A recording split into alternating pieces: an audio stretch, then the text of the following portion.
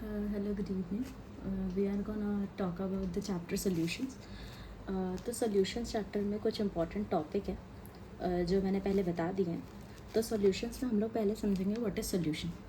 Solution का मतलब होता है solution में in general हम लोग 2-3 चीज़ों को मिला देते हैं तो उसको हम लोग solution बोलते हैं. अब solution में ऐसा क्या है कि अगर हम 2 चीज़ों को मिला रहे हैं तो हम उसको बोलेंगे बाइनरी solution.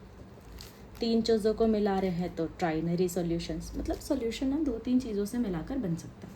तो हम मेनली फोकस करते हैं बाइनरी सॉल्यूशन. तो व्हाट इज़ बाइनरी सॉल्यूशन की 2 चीज़ें मिलेंगी. अब 2 चीज़ें क्या मिलती, एक होता है इसमें सॉल्वेंट और दूसरा होता है इसमें सोल्यूट. हम 2 चीज़ों को मिला है, that is one is solvent and one is solute. तो जो सॉल्वेंट होता है ना, जनरली हम डिफ़ाइन करने के लिए बोलते हैं कि हाँ ये होगा ज़्यादा क्वांटिटी में और सॉल्यूट होता है कम क्वांटिटी में. अगर मैं अदर वे डिफ़ाइन करूँ तो हम लोग ये बोल सकते हैं कि अगर मैं 2 चीज़ों को मिलाऊँ, मान के चलूँ मैंने पानी लिया और उसमें मैंने शक्कर डाला, तो डेफिनेटली मैंने 2 चम्मच शक्कर डाला तो मैंने कम शक्कर डाला है और ज़्यादा पानी डाला है. तो इवेंचुअली ऐसा तो नहीं होगा कि पानी और शक्कर मिलाने से बाद में ये दोनों सॉलिड बन गए, शक्कर के फिज़िकल स्टेट में आ गए. ये दोनों वाटर के फिज़िकल स्टेट में आ गए जो ज़्यादा क्वांटिटी में था. तो हम इस तरीके से डिफ़ाइन कर सकते हैं एक और चीज़ कि हम जब 2 चीज़ों को मिलाते हैं तो एट दी एंड जिसकी फ़िज़िकल स्टेट एक्वायर होगी उसको हम लोग क्या बोलेंगे, सॉल्वेंट. और जिसकी फ़िज़िकल स्टेट या जिसकी इंडिविजुअलिटी ख़त्म हो जाएगी वो हो गया हमारा सॉल्यूट. मतलब ख़त्म नहीं होगी, काइंड ऑफ डिसअपियर होगी, तो उसको हम लोग बोलते हैं सॉल्यूट.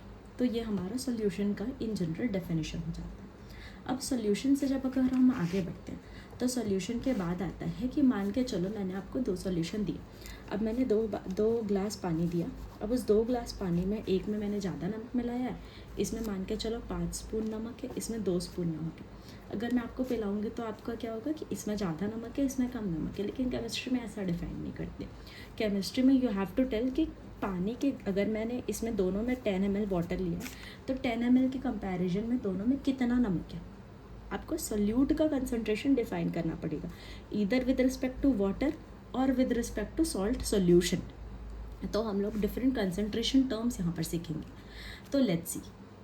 तो हमारे कंसंट्रेशन टर्म्स में सबसे पहले एकदम हम लोग इसको डिफाइन कर सकते हैं 2 क्लासेस में कि कुछ कंसंट्रेशन टर्म्स होते हैं हमारे टेम्परेचर डिपेंडेंट, कुछ कंसंट्रेशन टर्म्स हमारे होते हैं टेम्परेचर इंडिपेंडेंट. हमारे कुछ कंसंट्रेशन टर्म्स होंगे टेम्परेचर डिपेंडेंट, कुछ कंसंट्रेशन टर्म्स हमारे होंगे टेम्परेचर इंडिपेंडेंट. तो भाई देखो, जब अगर मैं टेम्परेचर बढ़ाती हूँ तो टेम्परेचर बढ़ाने से किस पे असर पड़ता है, मास पे तो कोई असर पड़ने नहीं वाला. टेम्परेचर बढ़ाने से असर पड़ता है तो वॉल्यूम पे. तो हमारे जिन भी टर्म्स में वॉल्यूम वाले टर्म्स आते हैं वो टर्म्स हमारे हो जाएंगे टेम्परेचर डिपेंडेंट, और जिसमें वॉल्यूम वाले टर्म्स नहीं आते वो हमारे हो जाएंगे टेम्परेचर इंडिपेंडेंट. तो टेम्परेचर डिपेंडेंट में क्या आ जाएगा मेरा, mass by volume percentage, volume by volume percentage, molarity, normality.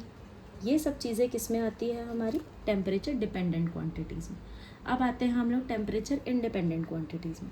Temperature independent में जैसे weight by weight percentage, molality, parts पर मिलियन, ये सब हमारे आते हैं टेम्परेचर इंडिपेंडेंट टर्म्स में. Starting with the first concentration term that is weight by weight percentage. लिखा है यहाँ पे वेट बाय वेट परसेंटेज. इसका मतलब क्या है, हमको ऊपर भी हम लोग को देखना है कि weight of solute with respect to weight of solution, not solvent. Weight of solute with respect to weight of solution कितना परसेंटेज प्रेजेंट है. मान के चलो मैंने 100 ग्राम यहाँ पर बनाया है सोल्यूशन, ठीक है, और 100 ग्राम सोल्यूशन में मैंने 10 ग्राम डाला हुआ है क्या, सॉल्यूट. 10 ग्राम सॉल्यूट डाला हुआ है तो मैं वेट बाय वेट परसेंटेज के हिसाब से क्या बोलूँगी, हाँ वेट ऑफ सॉल्यूट है 10 ग्राम, वेट ऑफ सॉल्यूशन है 100, मतलब कि 10 डिवाइडेड बाय 100, परसेंटेज का साइन है मतलब इंटू 100 करेंगे तो 10% सॉल्यूशन हो गया. तो वेट बाय वेट परसेंटेज का फॉर्मूला हो जाएगा हमारा wait of solute in grams divided by weight of solution in grams into 100 for the sake of percentage. तो अगर मुझे कोई बोलता है कि आपका 10% वेट बाय वेट सॉल्यूशन है, 10% वेट बाय वेट सॉल्यूशन का मतलब क्या हो जाएगा, ये स्टेटमेंट समझ में आया होगा तो आपको समझ में आ जाएगा कि 10 ग्राम सॉल्यूट प्रेजेंट है in 100 gram of solution. Is it clear. ठीक है, तो नेक्स्ट टर्म हमारा हो जाता है weight by volume percentage. Same as this, weight by volume percentage में आज आपका आएगा कि जैसे कि मान के चलो मैंने सॉल्यूशन वॉल्यूम में ले लिया कि 100 ml सॉल्यूशन में मेरे कितने ग्राम सोल्यूट प्रेजेंट है। मान के चलो मेरा 100 ml सॉल्यूशन में मैंने 5 ग्राम सोल्यूट डाला हुआ है, तब हम इसको कैसे डिफाइन कर सकते हैं? वेट बाय वॉल्यूम के टर्म पे। इसका मतलब हो जाएगा हम लोगों का wait of solute divided by volume of solution into 100, क्योंकि परसेंटेज है। ठीक है, इज इट क्लियर? तो हम लोगों का अगर बोल रहा है कि 10% वेट बाय वॉल्यूम परसेंटेज में दिया हुआ है, इसका मतलब आप क्या प्रेडिक्ट करेंगे? 10% दिया हुआ है, इसका मतलब कि 10 ग्राम ऑफ सोल्यूट प्रेजेंट है इन 100 ml ऑफ सोल्यूशन। ठीक है, सिमिलरली हमारा जो थर्ड टर्म है वो आ जाएगा वॉल्यूम बाय वॉल्यूम परसेंटेज। तो third term is volume by volume percentage. इसमें क्या होगा, आप दोनों चीज़ें वॉल्यूम में लोगे। मैं सीधे फॉर्मूले लिख रही हूँ यहाँ पर, volume of solute divided by volume of solution. आपको जो भी चीज़ बनानी है, आपको सबसे पहले यूनिटरी मेथड आना चाहिए। यूनिटरी मेथड मतलब कि एकदम सिंपल टर्म्स में हम बनाना क्वेश्चन बोलते हैं। फॉर एग्जांपल मैं आपको बनाना एक्सप्लेन करती हूँ। देखिए, बनाना क्वेश्चन या फिर यूनिटरी मेथड क्या होता है? यूनिटरी मेथड में जैसे कि मान के चलो आपने 12 बनानास खरीदे, 12 बनानास एज इन 1 डज़न बनाना खरीदे 40 रुपीज़ में। ठीक है, आपने 1 डज़न बनाना खरीदा, 12 बनानास खरीदा 40 रुपीज़ में। तो आपको मैं अगर बोल रही हूँ कि आपको 2 बनानास खरीदने हैं, तो आपको कितना रुपये पड़ेगा? तो आप इन जनरल भी कैलकुलेट करके बता सकते हो, लेकिन सबसे बेस्ट पैटर्न है सेम यूनिट को सेम साइड लिखो। जैसे बनानास बनाना, सेम यूनिट को मैंने सेम साइड लिखा, मुझे रुपीज़ कैलकुलेट करना है, जो सेम यूनिट है वो इधर आएंगे। ये आपका जाता है न्यूमरेटर में 40, ये जाएगा डिनोमिनेटर में 12, ये जाएगा मल्टीप्लिकेशन। जो नोन है दैट इज़ इन ये जाएगा न्यूमरेटर में, ये जाएगा डिनोमिनेटर में, और ये जाएगा मल्टीप्लिकेशन। तो 40 डिवाइडेड बाई 12 इंटू 2, मतलब 40 डिवाइडेड बाई 12 इज 1 बनाना का प्राइस, और 2 बनाना खरीदना है तो हम इंटू 2 की, दैट इज़ यूनिटरी मेथड। लेकिन आप लिखेंगे ऐसा तो बहुत जल्दी सॉल्व होगा। जैसे कि मान के चलो मेरे को वेट बाय वेट परसेंटेज से क्वेश्चन पूछ रहा है कि अगर 10% वेट बाय वेट दिया हुआ है, तो फिर आपको अगर 200 ml सॉल्यूशन या फिर 200 ग्राम सॉल्यूशन प्रिपेयर करना है, तो आपको कितना वेट ऑफ सॉल्यूट लेना पड़ेगा? अगर मेरे को 10% वेट बाय वेट दिया है, इसका मतलब मुझे ये तो समझ में आ गया कि 100 ग्राम सॉल्यूशन में कितना प्रेजेंट है, 10 ग्राम मेरा सॉल्यूट प्रेजेंट है। तो 200 ग्राम सॉल्यूशन में कितना प्रेजेंट होगा? तो ये 10 जाएगा न्यूमरेटर में, देखिए दिख रहा है, 10 ग्राम जाएगा न्यूमरेटर में, आई एम सॉरी, और 100 जाएगा डिनोमिनेटर में, और 200 जाएगा मल्टीप्लिकेशन में। क्या हो गया ये? 100 2 से 200, 2 इंटू 10 इज 20 ग्राम। ये तो बहुत सिंपल कैलकुलेशन थी, बाकी आप कोई भी लंबी कैलकुलेशन भी इससे कर सकते हैं। चलिए मूविंग फॉरवर्ड, हमारा वॉल्यूम बाय वॉल्यूम परसेंटेज तक हो गया था। वॉल्यूम बाय वॉल्यूम परसेंटेज के बाद हम लोग fourth term, volume by volume percentage के बाद हम लोग आते हैं फोर्थ टर्म में, that is molarity. What is molarity? अब हम लोग केमिस्ट्री में ना हर चीज़ों के डील ना नंबर ऑफ़ पार्टिकल से करते हैं, और नंबर ऑफ़ पार्टिकल्स को हम लोग इलेबोरेटेड फॉर्म पे कभी नहीं लिखते, हम उसको मोल्स के टर्म पे लिखते हैं। हमको तो पहले ये पता होना चाहिए 1 मोल का मतलब कितना होता है।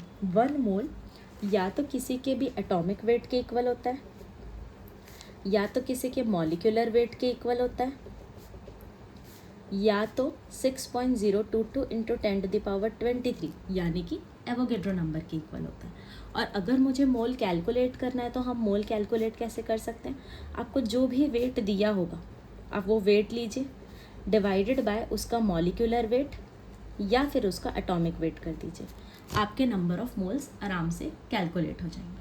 ठीक है, तो आपके नंबर ऑफ़ मोल्स आप कैलकुलेट कर लीजिए। और मोलैरिटी का मतलब होता है कि आपने जो सोल्यूशन प्रिपेयर किया है उसमें कितने पार्टिकल्स प्रेजेंट हैं इन 1 लीटर ऑफ सोल्यूशन। तो पार्टिकल्स को हम यहाँ पर मोल्स में डिस्कस करते हैं, तो वो हो जाएगा कितने मोल्स प्रेजेंट है इन 1 लीटर ऑफ सोल्यूशन। ठीक है, तो मोलैरिटी का ये हो जाता है, देखिए मोलैरिटी को हम डिफाइन कर सकते हैं number of moles in 1 litre of solution. इसका मतलब ये होगा कि अगर मैं इसको फॉर्मूले के फॉर्म पे लिखूँ तो मैं ऐसा लिख सकती हूँ, number of moles of solute divided by volume of solution in litre. Molarity को कैपिटल एम से डिनोट करते हैं। तो ये क्या हो जाएगा, नंबर ऑफ मोल्स को हम ऐसा लिख सकते हैं, wait of solute divided by molecular wait of solute into volume of solution. Litre में चाहिए था तो मैंने इसको ml में लिख दिया। ml को हम 1000 से डिवाइड करेंगे तो वो लीटर में कन्वर्ट हो जाएगा, तो नीचे का 1000 ऊपर चला जाएगा। तो यहाँ पर मोलैरिटी का एक सिंप्लीफाइड वर्जन ये भी मिलता है आपको। वेट ऑफ सॉल्यूट भी दिया होगा, molecular weight of solute, volume भी दिया होगा, तो आप आराम से मोलैरिटी कैलकुलेट कर सकते हैं।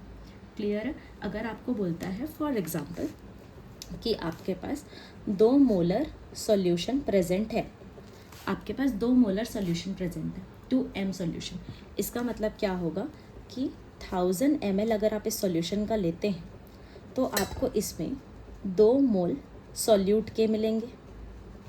क्लियर है। अगर आप 1000 ml सॉल्यूशन लेते हैं तो आपको 2 मोल सॉल्यूट के मिलेंगे। तो अगर आपको ऐसा बोलेगा कि आपको 2 मोलर सॉल्यूशन है, ठीक है, और अगर इस सॉल्यूशन में से आपको मान के चलो 0.5 मोल सॉल्यूट एक्सट्रैक्ट करने हैं, तो आपको कितना वॉल्यूम ऑफ सॉल्यूशन लेना पड़ेगा। फिर से देखिए, अगर आपको ये पता है, फिर से यूनिटरी मेथड हम लगाएंगे, हमको ये पता है कि जो 2 मोल सॉल्यूट है वो प्रेजेंट है 1000 ml सॉल्यूशन में, तो मेरा अगर मुझे 0.5 मोल चाहिए होंगे इस पर्टिकुलर सॉल्यूट के, तो मैं क्या करूँगी, कितने ml सॉल्यूशन का निकालूंगी, तो फिर वो हो जाएगा, ये न्यूमरेटर में जाता है, ये डिनोमिनेटर में, और ये मल्टीप्लिकेशन, तो ये हो जाएगा 1000 divided by 2 into 0.5 ml of solution. तो आप इसको कैलकुलेट करेंगे, आपका आंसर आराम से आ जाएगा। चलिए मूविंग फॉरवर्ड, अगर आपको मोलैलिटी डिफाइन करनी हो, फिफ्थ टर्म इज मोलैलिटी, जिसको हम लोग स्मॉल m से डिनोट करते हैं। तो मोलैलिटी की डेफिनेशन क्या होती है, number of moles of solute in 1 kg of solvent, मतलब कि आपके कितने मोल्स ऑफ सॉल्यूट प्रेजेंट है 1 kg ऑफ सॉल्वेंट। तो मोलैलिटी को स्मॉल m से डिनोट करते हैं, और स्मॉल m के हिसाब से हम लोग number of moles of solute divided by weight of solvent in kg ले लेंगे, लेकिन जनरली हमको ग्राम में दिया होता है, तो हम लोग इसको इस तरीके से सिंप्लीफाई कर सकते हैं। मैंने मोल्स को यहाँ पर wait of solute bye molecular wait of solute लिख दिया, इनटू ये नीचे में यहाँ पर वेट ऑफ सॉल्वेंट आ जाएगा ग्राम में, और इसको 1000 से डिवाइड करेंगे ग्राम में, इसलिए तो ये ऊपर चला जाएगा। तो ये हो जाता है हमारा मोलैलिटी का टर्म। मैं एक और टर्म आपको सिखाती हूँ, normality, which is quite tough for some students, but it is very easy, it is very similar to molarity. Actually जो नॉर्मैलिटी होता है वो होता है actually molarity into n factor. जब मैं नॉर्मैलिटी को अगर ना इसके फॉर्मूले के फॉर्मेट में लिखूंगी तो लोगों को ये बहुत कन्फ्यूजन लगेगा, but it's actually just molarity into n factor. N factor क्या होता है, एन फैक्टर का मतलब है वैलेंसी फैक्टर। अगर मैं मान के चलो HCl को बोली, तो HCl एक मोनोबेसिक एसिड है, मोनोबेसिक मतलब ये एक H+ देता है। अगर मैं H2SO4 बोली तो ये डाई बेसिक एसिड है, तो ये देता है 2H+, मतलब H2SO4 का वैलेंसी फैक्टर हो जाएगा 2, HCl का वैलेंसी फैक्टर हो जाएगा 1। और अगर मान के चलो आपको एसिड और बेस नहीं दिया, मान के चलो आपको दे रहा है कि ZnCl बना रहा है Zn2+ प्लस Cl- 2Cl-। यहाँ पर आप देखेंगे नेट इलेक्ट्रॉन का ट्रांसफ़र कितना हो रहा है। यहाँ पर नेट इलेक्ट्रॉन का ट्रांसफ़र कितना हो रहा है, Zn 2 इलेक्ट्रॉन्स लूज़ कर रहा है, और एक Cl 1 इलेक्ट्रॉन ले रहा है, तो 2 Cl 2 इलेक्ट्रॉन ले रहे हैं। इसका मतलब यहाँ नेट इलेक्ट्रॉन का ट्रांसफ़र 2 है, तो यहाँ पर जो एन फैक्टर हो जाएगा वो हो जाएगा 2। और अगर मैं आपको फॉर्मूले के बेसिस पे बताऊँ तो फॉर्मूला नॉर्मैलिटी का ये, gram equivalent weight of solute divided by volume of solution in litre. अब ग्राम इक्विवेलेंट वेट कैसे निकालते हैं, जैसे मोल्स निकालते हैं ना हम, given weight by molecular wait, यहाँ पर हम लोग को ग्राम इक्विवेलेंट वेट भी उसी तरीके से निकालना है, लेकिन यहाँ पर given weight by molecular weight ना करके हम लगते हैं given weight by equivalent weight, और इक्विवेलेंट वेट खुद molecular weight divided by n factor होता है। तो आई विल सजेस्ट नॉर्मैलिटी का फॉर्मूला आप इतने कॉम्प्लेक्सिटी से ना जाके, अगर आपको मोलैरिटी समझ में आएगी तो मोलैरिटी में जस्ट एन फैक्टर का मल्टीप्लिकेशन कर दीजिए, it is very easy to do. एक कंसंट्रेशन टर्म मुझसे छूट गया था, and that is mole fraction. क्या होता है मोल फ्रैक्शन? फ्रैक्शन का मतलब होता है हिस्सा। अगर मैं 2-3 कंपोनेंट्स को मिला रही हूँ तो उसमें एक कंपोनेंट का हिस्सा कैसे है आउट ऑफ एवरीथिंग, ठीक है। मान के चलो मैंने 2 कंपोनेंट्स को मिलाया है A और B। मोल्स के टर्म्स पे देखते हैं। मोल्स के टर्म्स पे ए और बी का हिस्सा मान के चलो मैंने ए को मिलाया 3 मोल, बी को मिलाया है 2 मोल, दोनों मिला के होते हैं कितने 5 मोल। अब ए का हिस्सा कितना है इसमें से, ए का हिस्सा है 3/5, बी का हिस्सा कितना है, बी का हिस्सा है 2/5। यही तो है मोल फ्रैक्शन। मोल फ्रैक्शन को कैसे लिखते हैं, जैसे मोल फ्रैक्शन ऑफ ए निकालना है तो मोल फ्रैक्शन ऑफ ए हो जाएगा moles of A divided by total moles. अगर मुझे बी का मोल फ्रैक्शन निकालना है तो बी का मोल फ्रैक्शन क्या हो जाएगा, mole of B divided by total moles.